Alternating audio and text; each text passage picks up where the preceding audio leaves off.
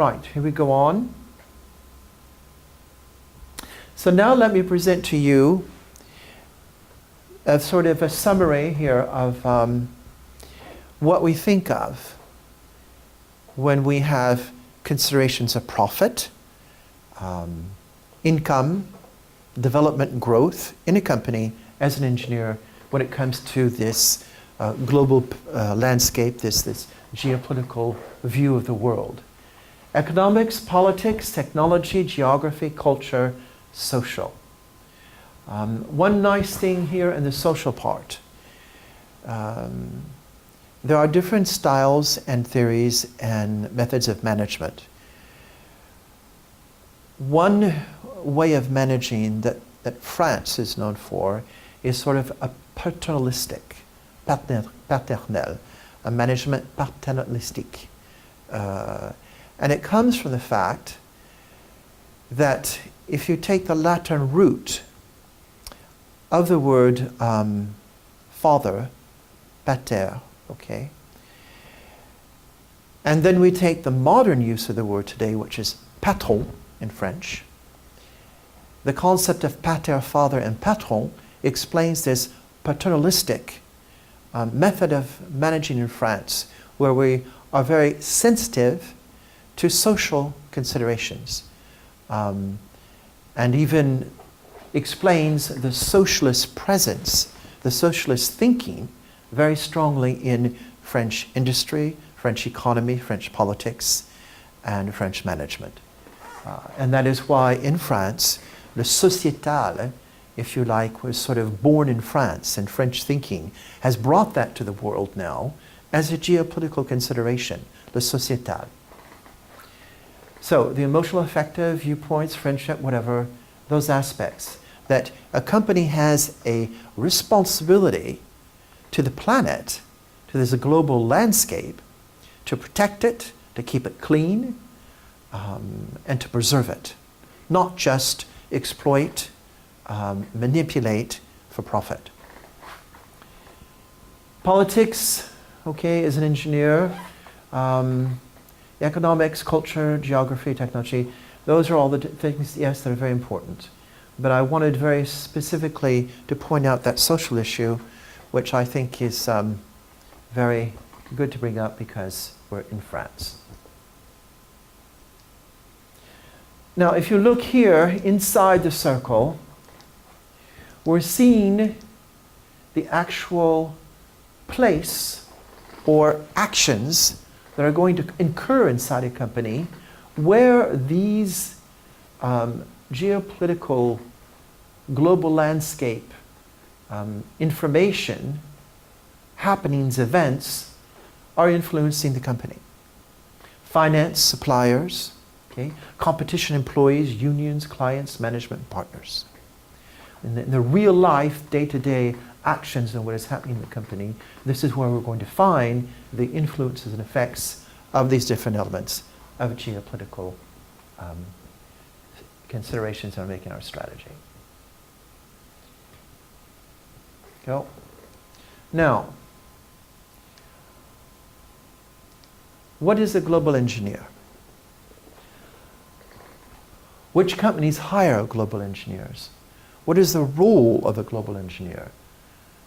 It's impossible for me to talk about geopolitics or geopolitical strategies and considerations without bringing up the fact that that only can work if the engineers themselves become a global person, a global thinking, global sensitivities, and global capacities. What is the role of the global engineer? What projects require global engineers? Importance of marketing for a global engineer. A global engineer is a person who has developed these sensitivities, these capacities to find and take in consideration in his decision-making process events, happenings around the world. As you saw in the circle earlier on a slide, all those different aspects of this global landscape, the political, okay, the social, the economic, the geographical, and so forth. And he uses that information when he makes his decisions in those little entities we saw, the designing, the producing, whatever in the company, to come up with his products so that his company will be successful on their global market. Often this requires creating pilot products, testing, and pilot markets. So the point is here is that the greater the capacity of an engineer from a global point of view to be aware of what's happening outside his company around the world, this will allow him to have a greater capacity to be creative. His creativity will increase by his sensitivity to what is happening in the world outside his company, which will allow him to increase the quality of his work and to carry out and improve in a much better way his responsibilities and fulfill the needs of his clients.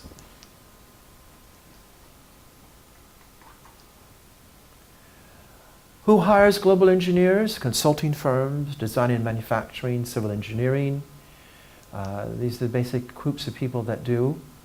You will find that there are consulting firms, and usually many of our students very quickly can find work in this kind of consulting firm in a very big city such as Paris, Lyon, or whatever, where they sort of hire you out. You're an employee of an engineering consulting firm, and they hire you out as an engineer for 6 months to 2 years to work on a particular project with a particular mission in a client company. At the end of the period, you either come back and reintegrate the consulting firm engineering, or you are sometimes hired in the company to carry on with the work that you did. So there is a lot of that going on. A global engineer has 5 major tasks: locate, identify, and define who is our client, what should we be doing, what should be our products, what should we be producing, study, analyze, and propose projects, negotiate, therefore that is why the very first chapter was negotiating, and to carry out the work necessary, and to meet the client, conclude, and make things happen. So a global engineer, in these things he does in his role, needs to be able to negotiate and export. He needs to be able to speak languages.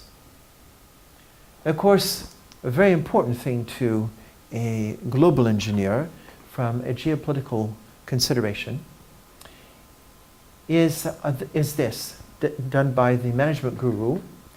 Marketing means understanding, not just being aware of client needs, so the solution can meet and fulfill client needs. You cannot fulfill the needs of your clients in Asia, Africa, Middle East, North America, wherever you want in the world, as a French engineer, unless you have developed a sensitivity and a capacity to understand what's going on outside your company in that part of the world, in the lives of the people that will be using their products and machines that you're designing and making. So it goes far beyond. Culture is one aspect of it. Culture is part of this landscape, but not all of it. Many considerations. And of course, from our point of view, from a company point of view, where our priority is income, profit, and turnover, we're trying to do all this so that our products will be successful in the market, so our company can make money. So, we need to do an opportunity study to understand whether or not we can go to a part of the world with what we produce. We need to identify and understand the industrial environment, the potentials of a given market, who are the competitors, who are the clients, what price should we be using. We're getting down here more and more precise marketing, but marketing in relation to geopolitical considerations as a global engineer. And of course, the finances necessary. We need to verify, do what we do conforms, and of course, what we want to come up with, and these are things very important in life of any sort of engineer: volume, quality, durée, length, costs, and profits. All of those marketing considerations of a global engineer in a given geopolitical context. An opportunity study. This is basically something that we do to understand. As Peter Drucker said, we need to, marketing is really understanding people, understanding their needs and fulfilling them. To understand the people, we need to do some research to find out what is going on in that part of the world in relationship to a particular part of the population. If you're going to do a complete study, it will be a market study. But you as engineers, you're not trained or taught how to do a market study. Market studies can be hundreds of pages long. They take months and months and months to do. But you can, inside your company, as a global engineer, to increase your understanding of a particular zone of the world, you can do an opportunity study to understand what is going on there and taking the different considerations we saw earlier of that particular part of the world, researching the information, economic information, political information, social information, and so forth.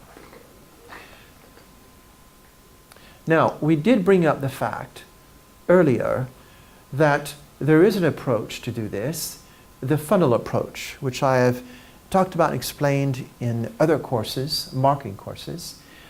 I'm bringing it up here to show you that it does have a geopolitical application, and it sort of is a way of synthesizing and reducing down the entire landscape, geopolitically speaking, that you need to take into consideration with pieces and different kinds of information, geographical, demographical, economic, whatever, till you get down to where you can identify who is our target, notre cible. And we've talked about that before. So, doing an opportunity study is possible. The marketing director, R&D director, all these people can be involved in doing a little market opportunity study to decide what you need to do. So, we've talked about the role, what they do, understanding, getting the information, being sensitive to what's going on in a particular part of the world, interpreting it and applying it to their products and how they design them and make them to fulfill their target market's needs. Let's look now at the competencies of what we're looking for in a global engineer. Speaking, writing, good communication skills. One of the unique things, or unique but important at this school, is the presence of professors and courses that do exactly that. A big emphasis is made on your ability to work in a group, to work in a team, to participate, to speak, prendre la parole, parler devant un groupe, vous exprimer in more than one language. You can actually take 3 languages at this school if you want. Language and communicating, being able to express yourself clearly and precisely are priorities in this school. And we do it because that is one of the main competencies of a global engineer. If you like it, IGCSE, at this school, that is what we're trying to transform you and make you become through our program, is to become a global engineer. Having a vision, okay, of the world, where you're sensitive to things going on in the world, which will allow you, the more information, better you understand different parts of the world and cultures and people, this information brings to you an ability to be more creative because you can respond better to their needs. So, you'll be doing geopolitical case studies. I will assign to you the case study for you to do. There's one from South America, Africa, West Coast, Eastern Europe, China, Far East, and the British Commonwealth. And these are, if you like, here, different elements and considerations from a geopolitical point of view that are important for that particular case study. So in the South America case study number 1, you need to take in consideration the geopolitical influence on a given company for what they're doing in that part of the world, institutional actors, proximity, prestige, and authority. Now, these are instructions. You will be given this in paper form, so you have it to understand what you're going to be doing. Of course, 5 minutes per person, of course it's in English. You need to dress and act and speak like managers, not students. You begin by saying hello, of course, introducing yourselves, doing a summary of your case study, of the problems and needs in it. Then you need to explain some particularities or economic difficulties from the different geopolitical considerations that are already pre-planned and pre-established by myself in your case study. For example, as I showed you in the South American case study, the geopolitical considerations to talk about. Here we can see the different ones. Actors, friendship, reciprocity, working relationships, reputation, prestige, power, authority, all these things, different things are. And I've chosen for you and put into each case study particular geopolitical considerations you need to think about. And then, of course, number 4, what dominates in your particular context of your case study. You need to have an export plan. We talked about exporting. Okay? An export project. You need to define what country, who the people are that will use it. The consumer, is it consumer marketing, industrial marketing? Is it a service? Is it technology? Is it subcontracting? What is strategy? Remember we had Porter's 5 forces, BCG and SWOT we talked about. Who are the internal and external actors? We talked about that. The distribution network, sales, all these things you take consideration that come from, number 5 here, comes from chapter number 2, exporting. So, and then we're going to put you in a situation where everyone listening to you make this case study, they're stockholders in your company. And they're going to vote, yes or no, whether or not to accept your plan, your proposition for this zone of the world for the company. All right. And then, of course, you're going to vote, and you do the conclusion, and then, of course, you say thank you, and you end your case study.